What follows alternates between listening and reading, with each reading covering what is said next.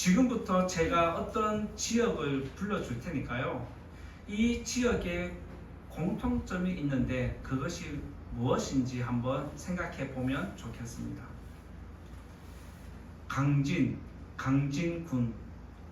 고흥군, 곡성군, 구례군, 담양군, 보성군, 신안군, 영광군, 영암군, 완도군, 장성군, 장흥군, 진도군, 함평군, 해남군, 화순군.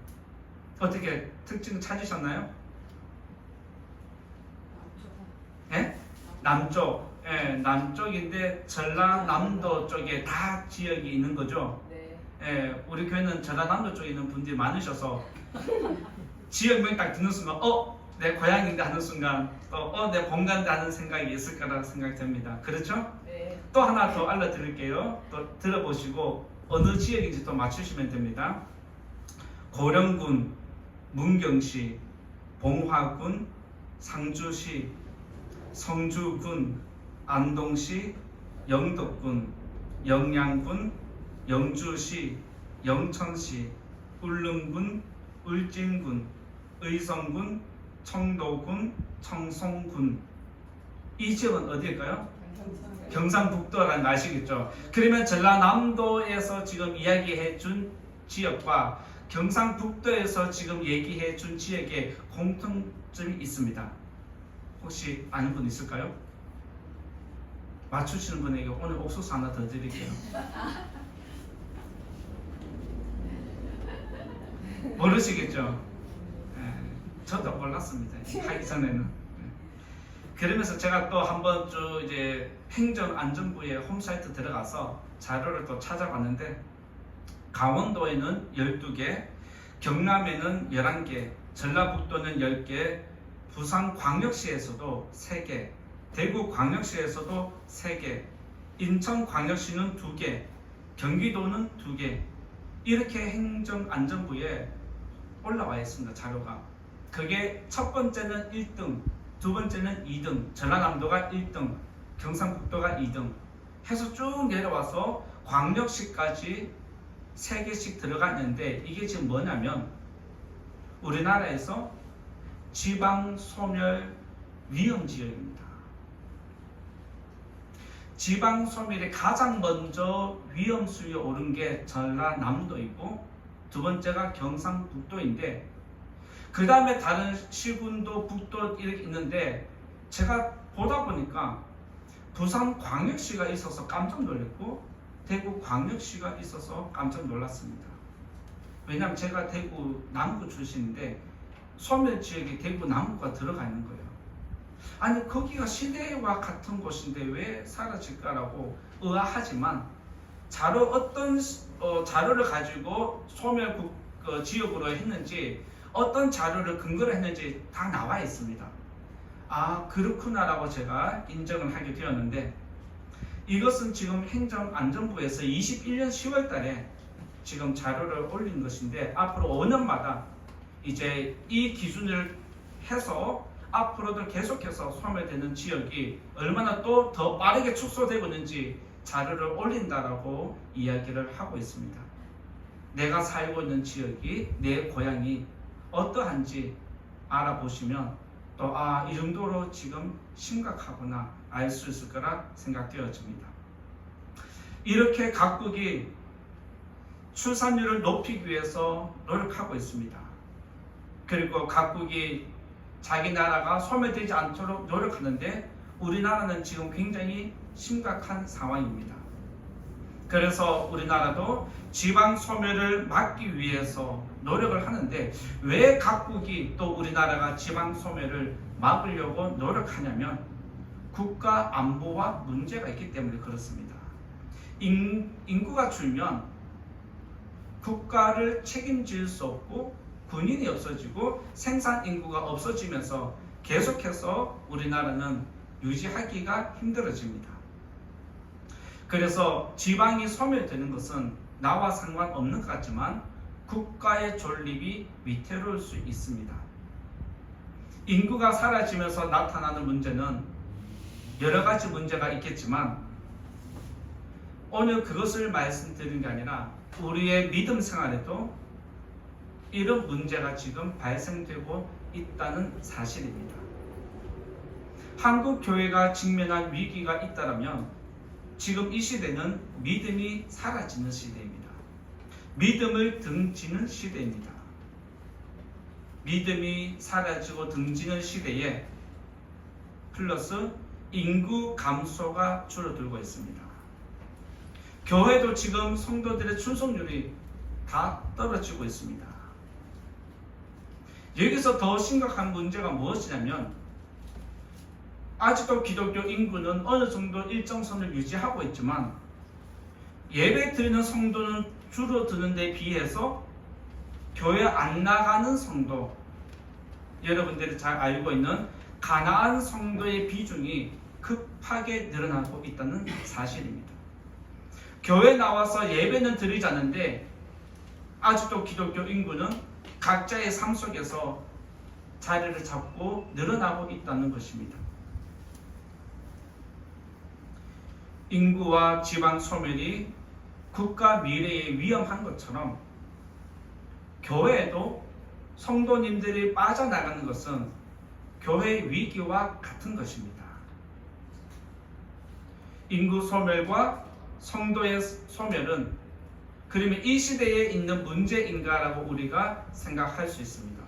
시대가 너무 악해지고 시대가 바쁘고 먹고 살기 힘들고 교회가 잘못한 것이 많아서 손찌검을 받으니까 눈치 보여서 못 가고 또 나도 내 개인 사정이 있어서 못 나가는 것이 지금 이 시대의 문제 같지만 안타깝게도 이 문제는 오래전부터 진행되어 온 문제입니다. 바로 이러한 문제가 오늘 우리가 읽은 말씀과 깊이 연결되어 있습니다. 오늘 말씀은 선지자가 사명을 받는 내용입니다. 그래서 일반적으로 이사야 6장 말씀을 설교를 하면 사명에 대해서 이야기를 하고 목회자가 어떤 사명을 가져야 하는지 성도의 사명이 무엇인지 사명에 초점을 맞추어서 말씀을 전하는 게 일반적입니다. 그런데 저는 선지자가 사명을 받는 성도님들이 사명을 받은 것에 초점을 맞추기보다는 오늘 인구 감소와 교회 안에 성도의 소멸이라는 주제와 연결을 해서 오늘 또 이 말씀을 드리고자 합니다. 하나님은 오늘 본문에 기록된 대로 이사야 선지자를 보내기 전에 그의 입에 불이 붙은 숯을 갖다 대었다라고 말씀합니다. 그러면서 너의 모든 죄악이 사라졌으니까 너의 입술이 거룩해졌으니까 나의 말씀을 전하는 자가 되어라고 부르셨습니다. 그러면서 하나님이 이사야 선지자에게 내가 백성들에게 선지자를 한 명 보내야 되겠는데 누구를 보내면 좋을까라고 하니까 이사야 선지자가 내가 가겠습니다라고 자원을 했습니다. 그런데 성도님들도 아시겠지만 우리에게 좋은 사명이 주어지면 할만하잖아요. 그런데 사람들이 뻔히 안 좋아할 거 알면서도 나한테 그 일을 하라 그러면 사실 섣불리 하기는 싫어집니다. 지금 이사야의 부름도 지금 이런 것입니다. 하나님이 이사야를 선지자로 부르셨을 때에 좋은 이야기를 하게 하는 게 아니라 나쁜 이야기를 하게 하는 겁니다. 지금 너희들에게 심판이 온다는 걸 이야기하게 하는 겁니다. 백성들의 입장에서는 선지자가 저주를 퍼붓고 심판을 이야기하고 포로로 잡혀간다는 이야기를 하는데 어느 누가 좋아하겠습니까? 여러분들도 이 자리에 나오셨을 때 이 목회자가 계속해서 나쁜 이야기만 한다면 이 자리에 여러분 왜 나오겠습니까? 그런데 이사야 선지자는 알면서도 내가 그 사명을 감당하겠습니다라고 하나님 부르심에 응답합니다. 그러면서 하나님은 이사야 선지자에게 내가 너를 보내긴 하지만 걱정이 있다라고 말씀 중에 은연 중에 내비칩니다. 그게 뭐냐면 내가 너를 사명자로 부르고 너를 백성들에게 말씀 전하라고 보내기는 하지만 너의 설교를 듣고 백성들이 회개를 안 하면 좋겠다는 게 하나님 마음입니다. 이상하죠? 하나님이 선지자를 보내면 회개하라고 보내잖아요. 그런데 오늘 이사야를 보낼 때는 너의 설교를 듣고 백성들이 회개 안 하면 좋겠다는 뜻으로 선지자를 보냅니다. 왜 그러셨을까요? 이스라엘 백성의 죄가 가득히 차서 이제는 내가 회개할 마음이 없다는, 내가 용서해 줄 마음이 없다는 겁니다. 더 이상 너희들의 죄를 내가 이대로 참고 있지는 않겠다는 겁니다. 이것은 하나님의 심판이 작정되었다. 더 이상 돌이킬 수 없을 정도로 심각한 수준에 이르렀다는 것을 의미합니다. 여러분들도 누군가가 나에게 기분 좋은 이야기를 하면 귀가 열리고 마음이 열려서 괜히 행복해지잖아요. 오늘 제가 교회에서 밖에 잠깐 있는데 서희한테 칭찬해주는 사람들이 몇 분 계셨거든요. 보니까 좋은 이야기를 하는데 그 좋은 이야기를 듣는 사람의 입장에서는, 서희 입장에서는 얼굴에 웃음꽃이 펴요. 그런데 만약에 성도님들 오셔서 누군가에게 또 서희에게 오늘 헤어스타일 왜 그래? 왜 그래? 이렇게 물어보면 여러분들 기분 좋을까요? 아닌 거잖아요. 이와 마찬가지로 사람은 기분 좋은 이야기를 들으면 기분 좋아집니다. 그런데 잔소리처럼 나를 간섭하게 만들고 불편하게 만드는 이야기에는 귀를 기울이지 않으려고 합니다. 이스라엘 백성도 마찬가지입니다. 이사야 선지자가 설교를 하는데 그 설교가 귀에 거슬리게 들립니다. 차라리 저 설교 하지를 말지, 이런 마음이 백성들에게 가득했습니다. 그런데 이사야 선지자가 누구입니까? 하나님 부름을 받은 사람이잖아요. 기도하는 사람입니다. 그도 이스라엘 백성의 한 사람이지만 선지자로서 하나님께 궁금한 것이 있어서 질문을 합니다. 그게 11절에 보면 이렇게 묻습니다. 하나님, 당신이 백성을 심판하는 건 알겠습니다. 그렇지만 그 심판이 언제까지 계속될까요? 라고 질문합니다. 당신의 심판을 우리가 알겠습니다. 우리가 잘못했으니까 징계는 받겠습니다. 그런데 지도자로서 너무 안타까워서 하나님 여쭈어볼게요. 이 땅의 백성들을 언제까지 징계하려고 하십니까? 라고 물으셨을 때 하나님 대답이 이 땅이 황폐해질 때까지, 이렇게 말씀하십니다. 이 말씀 들을 때 성도님들은 어떤 생각 드십니까? 하나님이 이 땅이 황폐해질 때까지 내가 심판하겠다라고 하면 여러분들의 생각은 황폐함에 대해서 어느 정도로 해석을 하십니까? 사람마다 황폐함에 대한 기준이 다르거든요. 하나님이 말씀하는 황폐함은 13절에 이렇게 기록되어 있습니다. 하나님이 말씀하는 황폐함은 13절 앞부분에 보면 이렇게 기록되어 있습니다. 그 중에 10분의 1이 아직 남아 있을지라도 이것도 황폐하게 될 것이나. 무슨 말일까요? 예를 들면 지금 이스라엘 백성들의 죄가 가득히 차서 내가 그들을 심판하는데, 예를 들면 이스라엘 백성이 10,000명이 있다면 지금 하나님이 9,000명을 쳐버린 겁니다. 심판으로. 100%에서 90%를 하나님이 심판을 하신 겁니다. 그러면 몇 명이 남았죠? 1,000명이 남은 거죠. 10분의 1이니까. 그 13절에 보면 그 중에 10분의 1, 1,000명이 살아남아도 황폐한 것이 아니다라고 말씀하십니다. 10분의 1이 남은 것이 황폐한 것처럼 너희들에게 느껴지겠지만 나는 아직도 그게 황폐한 게 아니야. 그 1,000명 중에서도 계속해서 뭐 한다? 더 심판을 하겠다는 겁니다. 거기에서도 더 쳐서 완전하게 황폐함을 만들어 버리겠다는 것이 하나님의 뜻입니다.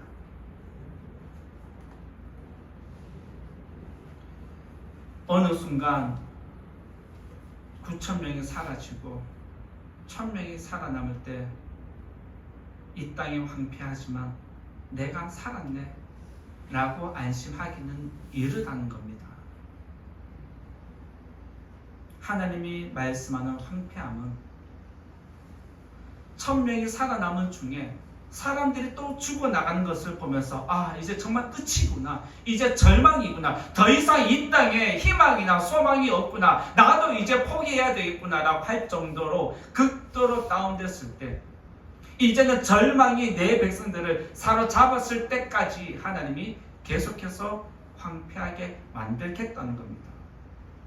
그래서 13절에 있는 말씀은 내 백성이 절망에 빠질 때까지, 희망을 바라볼 수 없을 때까지 황폐하게 만들겠다는 것이 하나님이 이스라엘에 말씀하신 내용입니다. 여러분들이 아시겠지만 러시아와 우크라이나가 지금 전쟁이 지속되는데 뉴스에 한 번씩 그 장면이 나옵니다. 정말 모든 건물들이 폭삭가라고 황폐함이 이루어진 것, 이스라엘이 팔레스틴을 공격해서 건물을 완전히 초토화시킨 것 한 번씩 보시죠. 그런 황폐함입니다. 전쟁은 심판이 지나가는 차례는 다 황폐해진다는 것을 알 수 있습니다. 이스라엘처럼 소망이 사라진 것이 오늘날 한국교회 현실입니다. 어쩌면 여러분들도 한국교회를 생각해보고 내가 내 믿음을 생각해보면 한국교회가 지금 얼마나 심각한지 여러분들은 어느 정도 진단하고 있을 거라 생각됩니다.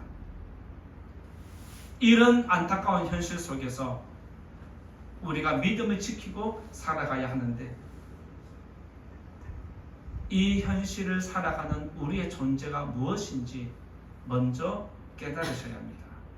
내가 왜 이 시대에서 내 믿음을 지키고 살아야 하는지, 그리고 또 내가 이 땅에서 믿음을 지키고 해야 할 일이 무엇인지, 이것을 여러분들이 오늘 깨닫기를 바라는 마음으로 오늘 말씀 나누고자 합니다. 첫 번째로 말씀드릴 것은 남은 자에 대해서 말씀드리고자 합니다. 첫 번째는 남은 자라고 그렇게 정해보았습니다. 이 땅의 그루터기는 성경에 보면 남은 자라고 그렇게 이야기를 하는데, 신학적으로 목회자들은 남은 자 사상이라고 그렇게 신학적으로 정의를 내리고 있습니다. 성경에 보면 항상 계속해서 흘러가는 물줄기가 하나 있는데, 그게 뭐냐면 남은 자에 대한 이야기입니다. 즉 이것은 믿음을 지키며 세상 끝날까지 남아있는 사람들을 의미합니다. 이것은 바로 하나님이 자기 백성을 끝까지 천국까지 이끌고 가겠다는 약속이 담겨있는 메시지입니다. 그래서 첫 번째 말씀드릴 것은 이 땅의 그루터기는 바로 남은 자, 저와 여러분임을 믿으시기 바랍니다. 오늘 말씀 13절 한번 또 같이 읽어보겠습니다.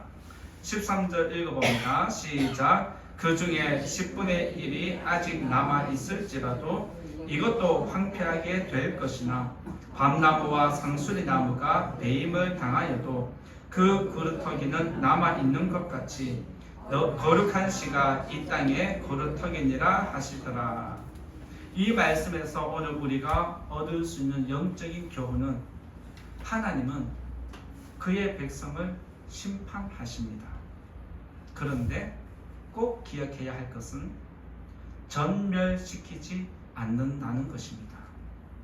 하나님은 우리가 죄를 지으면 참다가 폭발해버리면 징계를 하십니다. 그런데 징계는 하는데 어디까지 한다? 죽을 때까지 하는데, 죽인다 안 죽인다? 죽이지는 않는다. 이것이 바로 하나님의 백성을 징계는 하지만 전멸시키지 않는다는 것이 남은 자에 대한 이야기입니다. 북이스라엘이 우상을 섬길 때 하나님은 아수르라는 군대를 보내서 그 나라를 심판하셨습니다. 그리고 남유다가 하나님을 떠나고 우상을 섬길 때는 바벨론의 군대를 보내서 그 땅을 심판했습니다. 이처럼 이스라엘은 하나님의 심판을 자초함에도 불구하고 하나님은 심판하는 중에도 긍휼을 베푸셔서 이스라엘의 생명을 계속해서 유지시켜 나가셨습니다. 그러면서 하나님은 심판 중에도 살 길을 열어놓으셨다는 걸 기억해야 합니다. 아무리 여러분들이 하나님 앞에 큰 죄를 짓고 내가 진짜 이대로 죽겠다 싶어도 하나님 앞에만 나오면 반드시 하나님은 살 길을 주십니다. 믿으시기 바랍니다. 이게 우리의 믿음이고 하나님의 우리들을 사랑하는 증거입니다. 하나님은 바벨론을 보내서 이스라엘을 무너뜨릴 때에 몇 번 회초리를 들었냐면 성경에 보면 3번을 회초리 들었습니다. 바벨론 군대를 보내서 치고 포로로 잡아가고 또 군대를 보내서 치고 또 포로로 잡아가고 또 군대를 보내서 이제는 안 되겠다 완전히 전멸시키면서 포로로 잡아가는 겁니다. 그래서 하나님은 남유다를 칠 때 3번을 치고 포로로 잡아갔습니다. 왜 이렇게 포로로 잡아갔냐면 반역이 될 만한 씨를 제거하는 것입니다. 그리고 이 땅에 오니까 이 땅에 사람들이 똑똑하네, 학식 있고 깊이가 있는 우리나라의 인재로 쓰면 좋겠다 생각을 해서 왕족 계통의 학식 있는 자들을 포로로 잡아갔습니다. 그 중에 여러분들이 잘 알고 있는 사람들이 있습니다. 누구냐면 다니엘이 있고 그의 세 친구가 있고 에스라와 느헤미야가 있고 모르드게와 에스더가 있습니다. 그들은 포로로 잡혀간 백성들입니다. 그런데 그들은 그 땅에서 생명을 유지한 것을 보게 됩니다. 왜 이렇게 하나님이 이스라엘 백성들을 완전히 진멸시키지 않고 몇 명이라도 남겨두셨느냐? 바로 하나님이 다윗과 맺은 언약 때문입니다. 하나님이 다윗과 언약을 맺을 때 어떤 언약을 맺었냐면 내가 너의 후손을 통해서 왕위가 계속해서 물려가도록 만들겠다고 약속하셨습니다. 왕위가 계속해서 물려간다는 것은 그 땅에 백성들이 있다는 것을 의미합니다.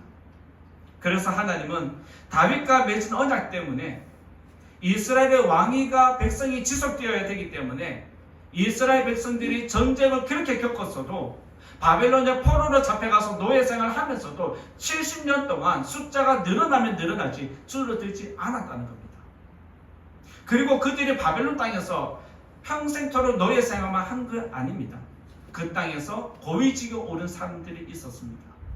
하나님은 그들을 통해서 그의 백성을 먹여 살리고 그의 백성을 번성케 하셔서 예레미야가 예언한 대로 70년이 딱 끝나니까 다시 그 백성을 예루살렘 땅으로 거룩한 땅으로 옮겨 심으셨습니다.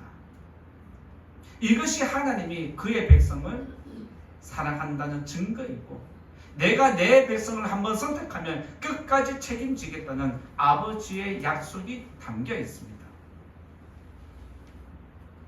여러분들이 하나님을 믿는 백성이라면 주일날 교회 안 나오고 다른 데 가면 마음에 찜찜해야 됩니다. 맞죠?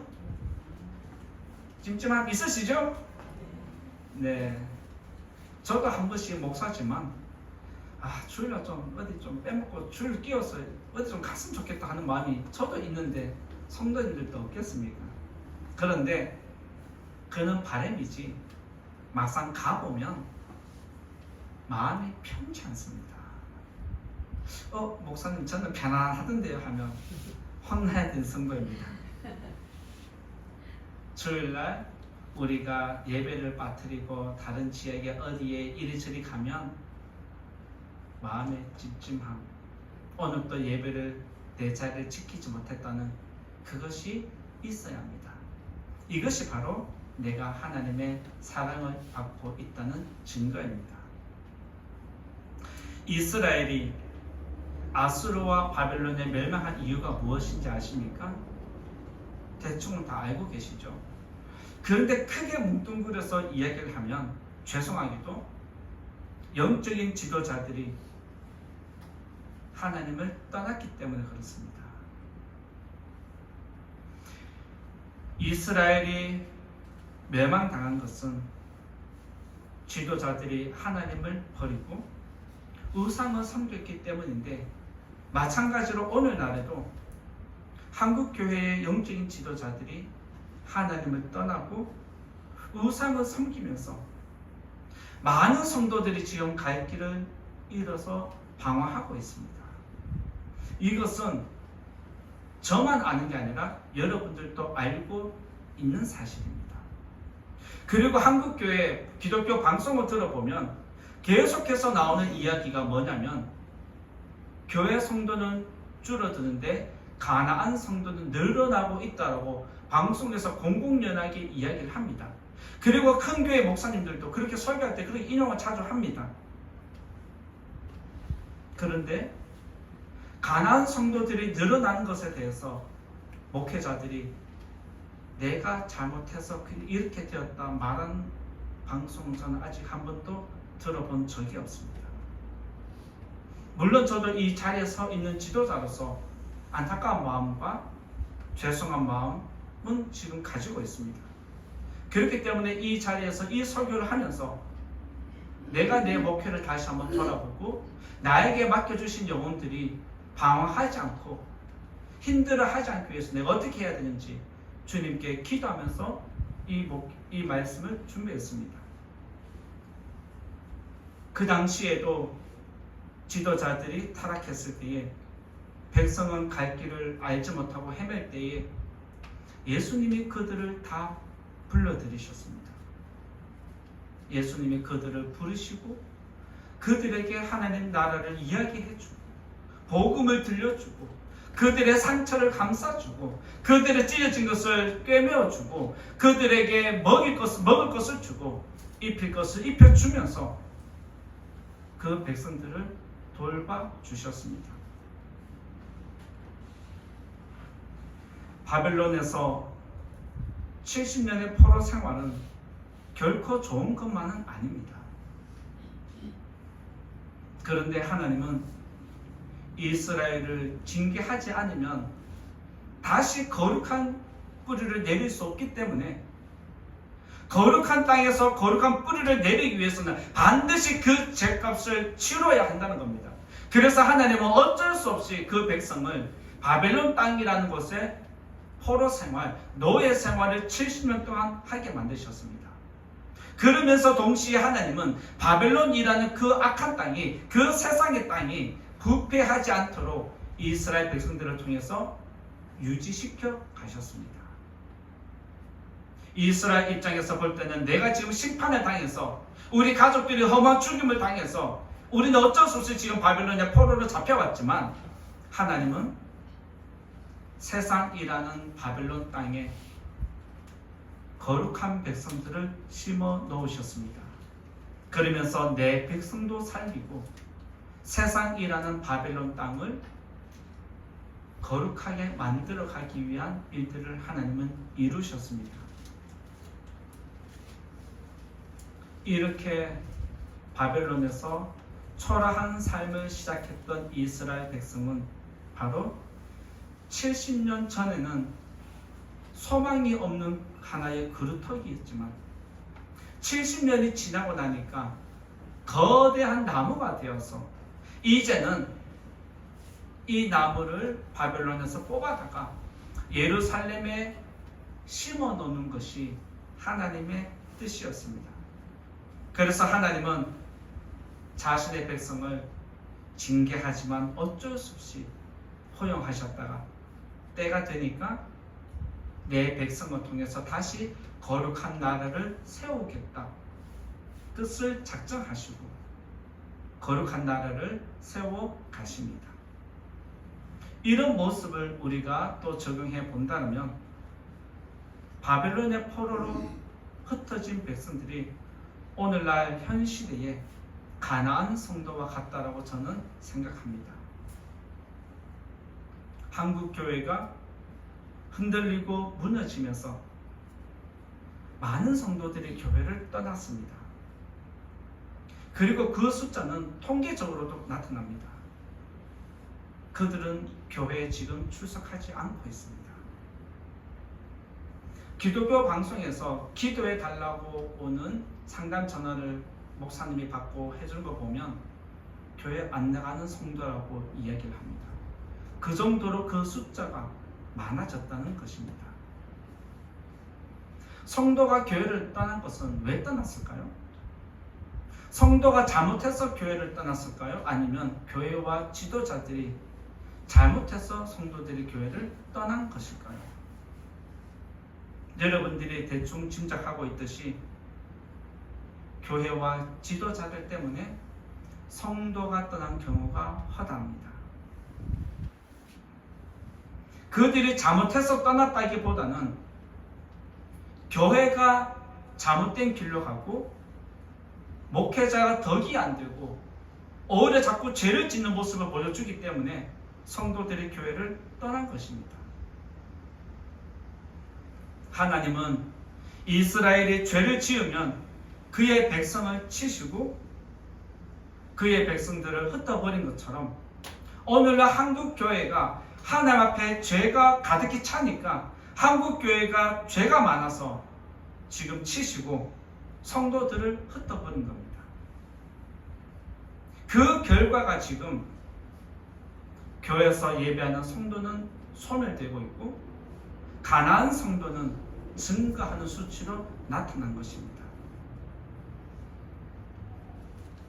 바벨론의 포로로 잡혀가서 죽지 못해 억지로 살아야 하는 백성들도 고통이지만 하나님은 내 백성을 그냥 그렇게 내버려 둔 게 아닙니다.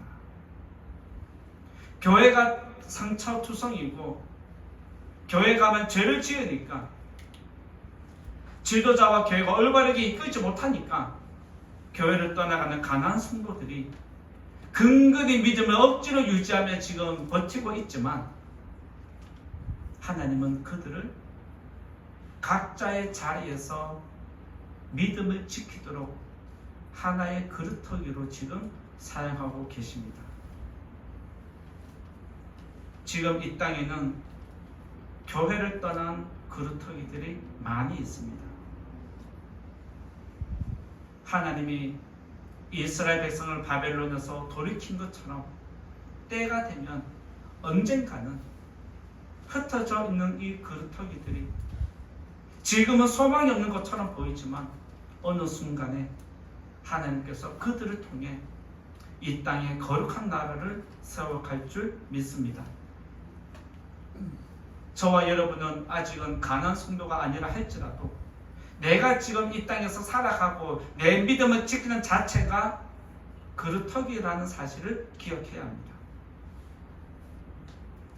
소망이 사라진 이 땅에 저와 여러분이 거루터기가 되기를 원하고 또 지금 교회를 떠나서 이 세상 가운데서 홀로 믿음을 지키고 있는 가난한 성도들이 있다면 하나님께서 그들의 믿음을 끝까지 지켜주시기를 예수님 이름으로 축원드립니다.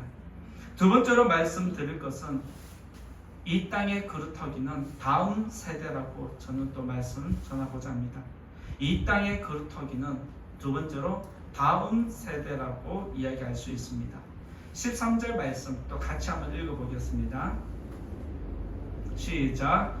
그 중에 10분의 1이 아직 남아있을지라도 이것도 황폐하게 될 것이나 밤나무와 상수리나무가 배임을 당하여도 그 그루터기는 남아있는 것 같이 거룩한 씨가 이 땅에 거루터기니라 하시더라.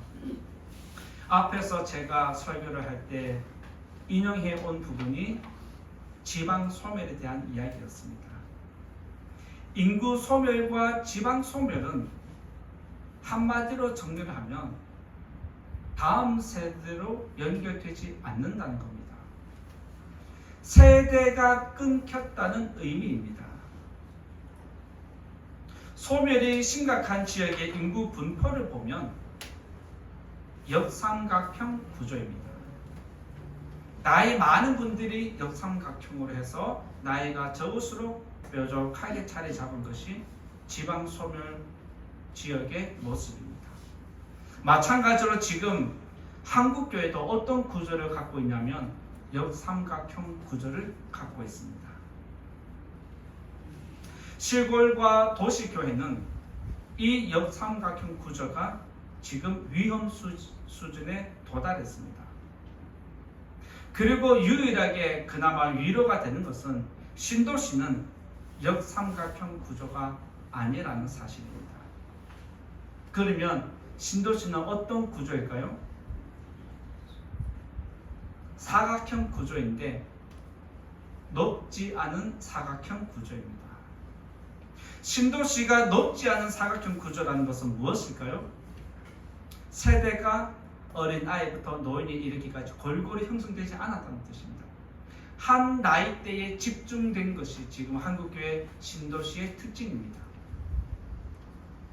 역삼각형 구조보다는 덜 위험하지만 이 작은 사각형 교회도 그렇게 안전하고 이상적인 모습은 아니라는 뜻입니다.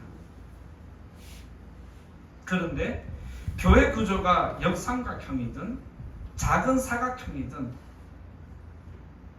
그나마 위로가 되는 것은 아직도 곳곳에는 거룩한 그루터기가 남아서 믿음을 지키고 교회를 지키고 있다는 사실입니다. 믿습니까? 여러분들이 또 우리 교회가 역삼각형 구조인지 사각형 구조인지 모르겠지만 여러분들이 지금 한 명의 그루터기가 되어 하나의 그루터기로서 여러분의 믿음을 지키고 있고 지금 이 교회를 여러분이 지금 지키고 있는 것입니다. 하나님의 심판으로 이스라엘이 망한 것 같지만 엄밀하게 보면 망한 게 아닙니다. 이해가 되십니까? 이스라엘은 바벨론에 의해서 멸망당한 것 같지만 완전히 멸망당한 건 아니라는 겁니다. 왜요? 그 땅의 백성들이 바벨론 땅에 심겨 있기 때문에 그렇습니다. 마찬가지로 지금 한국교회는 역삼각형 구조로 가난한 성도들이 더 많이 분포되어 있는 것이 사실이지만 때가 되면 하나님께서 그들을 통해서 다시 이 땅의 교회를 회복시킬 줄 믿기 때문입니다. 애굽에서 벗어난 이스라엘 백성들이 광야에서 하나님을 진노했다는 것 잘 아시죠? 이스라엘 백성들이 광야 40년 동안 하나님을 불신했다는 것 잘 알고 있습니다. 그래서 그들에게 주어진 징계가 40년이라는 광야 생활로 나타났습니다. 하나님을 반역하고 하나님의 능력을 믿지 못해서 40년 동안 징계를 받았는데 하나님이 내가 너희들을 멸하겠다라고 하셨습니다. 그러면서 조건을 붙입니다. 정탐을 하고 와서 나를 믿지 않는 너희들은 내가 이 땅에서 다 심판하겠지만 너희 자녀들은 끝까지 데리고 가겠다는 게 하나님의 뜻이었습니다. 이것이 무슨 말이냐면 한 세대는 내가 심판으로 끝내지만 다음 세대는 내가 책임지고 지키겠다는 거예요. 다음 세대를 위해서 내가 그들을 품어주겠다는 겁니다. 다음 세대가 믿음을 지켜서 이 가나안 땅을 잘 지나가서 광야를 잘 지나가서 가나안 땅에 들어갈 때까지 내가 너희들의 자녀를 다음 세대를 책임지겠다는 뜻이 담겨 있습니다. 앞에서 언급한 것처럼 세대가 끊기면 국가는 미래가 없습니다. 마찬가지로 한국 교회도, 우리 교회도 다음 세대가 끊기면 미래가 없는 것입니다. 지방마다 지금 인구 소멸을 막기 위해서 돈까지 준다는 거 여러분들 잘 아시잖아요. 그렇게 노력을 하고 있음에도 불구하고 쉽지 않은 것이 현실입니다. 마찬가지로 한국교회도 지금 다음 세대가 무너지면 안 된다는 이 위기적인 마음을 가지고 다음 세대에게 계속해서 마음을 두고 이렇게 저렇게 노력하고 도와주고 있지만 그것조차 쉽지 않은 게 현실입니다. 지금 이 자리에 있는 성도님들은 옛날을 생각해 보면, 우리가 지금 믿음을 지키고 있는 이유를 생각해 보면, 학창시절에 수련회 다녀오고 기도원에 다니고 또 부모님과 함께 부흥회 쫓아다니고 집회를 이래저렇게 쫓아다니면서 그나마 믿음을 유지한 것입니다. 그렇게 했기 때문에 지금 우리가 이 자리에서 하나님을 예배하고 있는 것입니다. 그리고 그때 우리와 함께 했던 친구들이 있기 때문에 우리의 믿음을 지켜서 여기까지 왔습니다. 우리 교회가 세대가 끊기지 않고 다음 세대로 그루터기가 남겨지려면 바로 다음 세대인 우리 학생들, 청년들이 믿음을 지키는 것 외에는 없습니다. 그러기 위해서 우리 교회가 또 여러분들이 해야 할 것이 바로 있습니다. 청년들을 세워주는 겁니다. 학생들을 이끌어주는 것입니다. 믿음으로 이끌어주지 않고 믿음으로 세워주지 아니하면 세상의 집단과 똑같습니다. 여러분의 기도와 여러분의 헌신이 있을 때에 다음 세대가 지속되는 것입니다. 다음 세대가 믿음으로 살기를 바라는 마음으로 우리 교회가 연합으로 내일부터 수련회를 참석합니다. 지금 이 수련회에 참석하는 것은 믿음을 지키는 것도 있지만 다음 세대로 우리의 믿음이 다음 세대로 청년들에게, 청년들의 믿음이 다음 세대 우리 학생들에게 계속해서 물려가는 것이 하나의 그루터기입니다. 여름 캠프라는 2박 3일의 시간이 비록 짧은 시간이지만 이 시간을 통해서 하나님이 우리 학생들을 만나 주기를 원하고 또 그곳에서 여러분들이 기도하면서 찬양하면서 내가 존재하는 이유가 무엇인지, 내가 살아야 하는 목적이 무엇인지, 내가 무엇을 위해서 살아야 하는지를 깨달으시고 부모님을 본받아서 여러분들이 이 땅에 거룩한 그루터기로 자리 잡는 우리 학생들 되기를 예수님 이름으로 축원드립니다. 그리고 우리 성도님들은, 우리 청년들이, 우리 학생들이 다음 세대를 이어갈 수 있도록 그들을 위해서 물심양면으로 기도해주고 섬겨야 할 줄 믿습니다. 그렇게 되는 성도님과 교회가 되기를 예수님 이름으로 축복합니다. 네. 이제 결론의 말씀 드리고자 합니다. 성도가 교회를 떠나면서 지금은 한국교회가 소망이 없는 것처럼 보입니다. 그런데 하나님은 성도들을 흩으셨지만 그 성도들이 지금 곳곳에서 자기 믿음을 지키고 있습니다. 지금은 소망도 없이 밑둥만 남겨진 하나의 그루터기이지만 때가 되면 하나님이 그들을 거룩한 일꾼으로 부르시는 날이 있을 줄 믿습니다.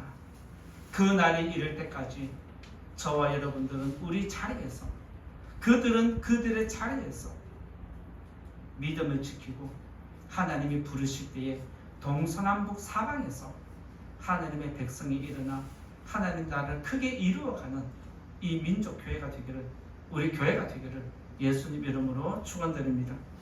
말씀을 생각하면서 같이 기도하면 좋겠습니다. 오늘의 말씀의 제목은 이 땅의 그루터기라는 제목을 정하고 여러분들과 말씀 나누었는데, 내가 믿음을 지키며 사는 것이